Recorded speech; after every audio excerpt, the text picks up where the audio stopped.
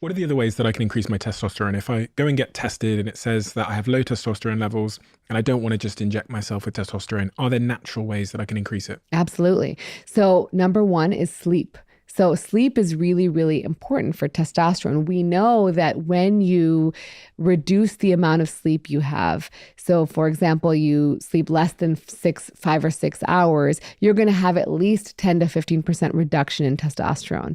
And so, because our body follows a circadian rhythm. And so when your testosterone is highest is in the morning and it starts to decline over the course of the day. There's a little bit of a bump again, and then it goes back down. At nighttime, it's low. And your body, when it's sleeping, replenishes that testosterone.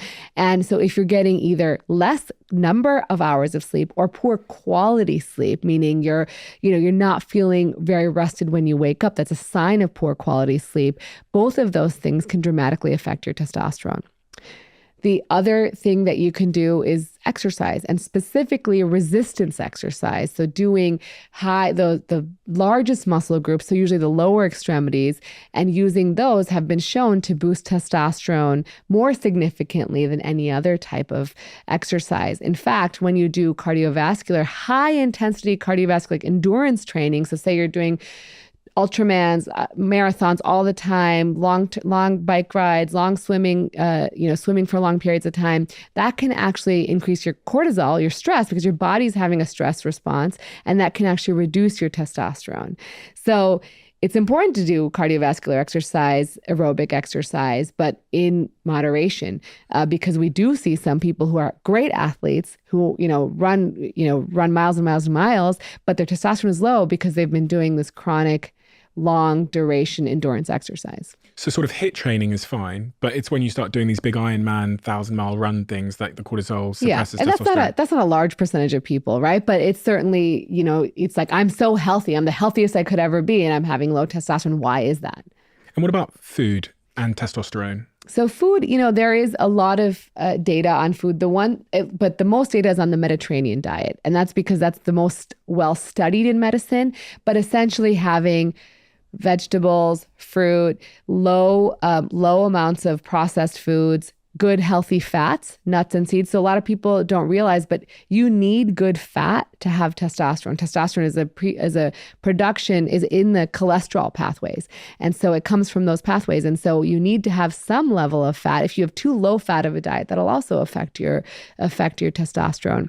So ideally, what I tell people is, while there's lots of data on different types of diets, the important thing to know is you want to avoid processed foods, avoid a lot of sugar, and have good healthy fats in your diet. What about, I've heard a few times that testosterone levels have been declining over the last couple of decades in men. Mm-hmm. Is this true? Yes, it is true. So we're not only seeing a decline in testosterone levels, but we're seeing a decline in sperm quality and sperm numbers. So the concentration of sperm, and over the course of the last 50 years. And there's a lot of reasons for that. One is that, society has become more sedentary. We're seeing people less active, getting more and more metabolic conditions like diabetes, high blood pressure. These conditions then cause endocrinologic abnormalities. They cause problems with blood flow, and all these things can affect the quality of your sperm as well as the quality of your testosterone production. And then also there's more, we think in the environments we know there's more microplastics and more endocrine disrupting chemicals, right, in the environment. So that is probably playing a role. Now, we don't have exact quantitative data on that, but we think that is probably playing a role and reducing the exposure to these endocrine disrupting chemicals. So we tell people, try not to drink out of plastic water bottles, try to warm up food in glass and avoid plastic. I mean, these are easy things you can do, but if you want to stress about the amount of plastics in the environment, there's not much you can do on an individual level. So I tell people, do the things you can control, and the other things sort of, we have to work on as a society. That's really interesting, because I don't think I think about this much, but removing chemicals from my life in terms of these kinds of things. Mm-hmm. I'm holding the metal mug in front of me, and then the plastic bottles I drink from could be having an impact on my testosterone and my sperm count. It could. I mean, like, it's not everybody, right? Think about how many people drink from plastic water bottles, but if you can decrease your exposure, right, it's probably additive. So the more exposure you have, the more likely it is to impact your body. How do they know this? Like, how does anybody know that chemicals are having an impact on our sperm and testosterone? So there's basic science research where they're looking at the impact of these things on rats and other animals. And then also they're looking on the amount of exposure to things like phthalates in labs and seeing how that, it's all correlation. We can't say it's causative because we're not going to do a randomized study where you drink from water bottles for 10 years and you drink from glass water bottles for 10 years and let's see what happens, right? That hasn't been done.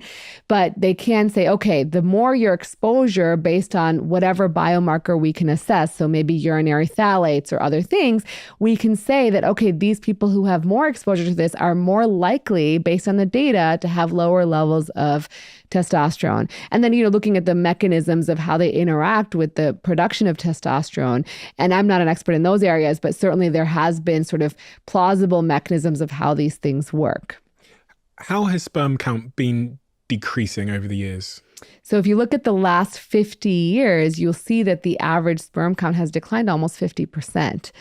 And luckily, the average sperm count is still high enough for fertility rates. The average sperm count is probably around 50 million of fathers, people who father children. And so it's still above that, but it's certainly significantly lower than it was 50 years ago.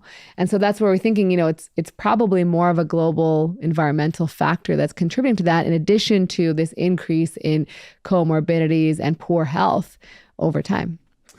I mean, the direction of travel there is deeply concerning. Because if something declines 50% in the last, 50 years, did you say? Then if we go forward another 50 years and we assume the same rate of decline, that means we'll be at 25% of where we were 100 years ago. Yeah. And then what if you can't father children anymore?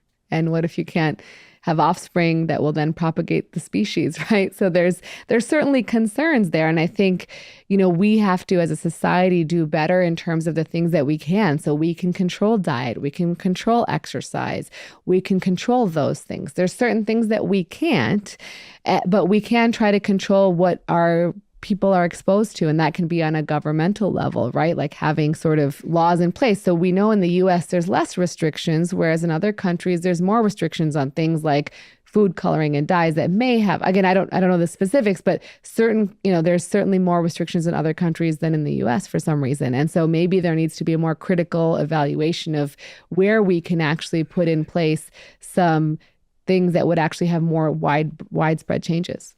When we think about sperm count, we often think about fertility. I don't know whether this is just because society has changed and we're trying to have kids later, but it does seem that people are struggling more and more with fertility. I mean, even in my own sort of circle of friends, there's a couple people that have reported to be struggling with fertility, or that, they're spending 12 months or 24 months trying to have children. Do you think this is linked to this as well? It could be. I mean, when we look at fertility, we know that about half of fertility is due to women, half of fertility is due to men, and then some combination of the two, right? So definitely as women age, fertility goes down, and we know women are waiting longer to have children. So that's a big part of it, that society has changed. Women are working and prioritizing their careers. It's not a bad thing, but it certainly will affect fertility.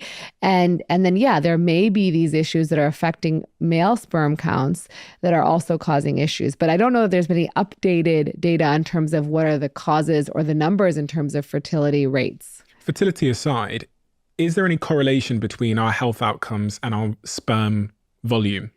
Not volume, but concentration. So volume is the amount of okay. Right? So concentration of sperm in the semen is more of a predictor in terms of sperm volume, not semen volume. Let's be clear. Okay. So sperm volume, sperm concentration are sort of the biomarkers. And we would say that, yes, there is a correlation with overall health in terms of sperm concentration and sperm volume. But I think I don't want to make people worried that if they truly have a male factor infertility, that now their overall health is a problem. But it's certainly important to be evaluated and seen by your doctor regularly. And on that point of semen volume, is there a way to increase that? And is it similar to what you said about increasing testosterone, or is there another set of sort of practices we can do to increase our semen volume? Yeah, so semen volume is variable depending on, the biggest one is how long has it been since you last ejaculated, right? So the longer you delay between one ejaculation to the other, the more semen volume you will get. That's probably the most predictive. Hydration can play a role. So if you hydrate more, certainly you may see more semen volume. Sometimes it's a low semen volume because you're actually having less force of ejaculation. So interestingly, when you're young, the force of ejaculate can be really, really strong. It can be up to 30 to 60 centimeters away. Like when you ejaculate, that's how forceful it can be. As you age, after about 50, it can decline to 15 to 30 centimeters away. And so that can feel like you're having less volume because it's less forceful. And so in those cases, that's because of the pelvic floor muscles that are around the urethra, those muscles there that help sort of propel the ejaculate out. And so you can strengthen those muscles with, again, pelvic floor exercises, like Kegel exercises. I caution people because people are always like, these Kegel exercises are great. They're going to increase orgasm. They're going to make my semen propel further. And I think that's fine if you're not having pain, you're not having discomfort, and you're doing them correctly. Because sometimes what we see is it can actually cause harm if your pelvic floor is tense, like we talked about earlier. Or it can cause pain and dysfunction if you're tensing, and not relaxing. And so if you don't know how to do them correctly, then you could actually harm yourself. But yes, they can improve semen volume by the parameter of increasing the force of ejaculate and getting more ejaculate out that may be left over if you're not having as forceful of a muscular contraction. If you love the Diary of a CEO brand and you watch this channel, please do me a huge favor. Become part of the 15% of the viewers on this channel that have hit the subscribe button. It helps us tremendously, and the bigger the channel gets, the bigger the guests.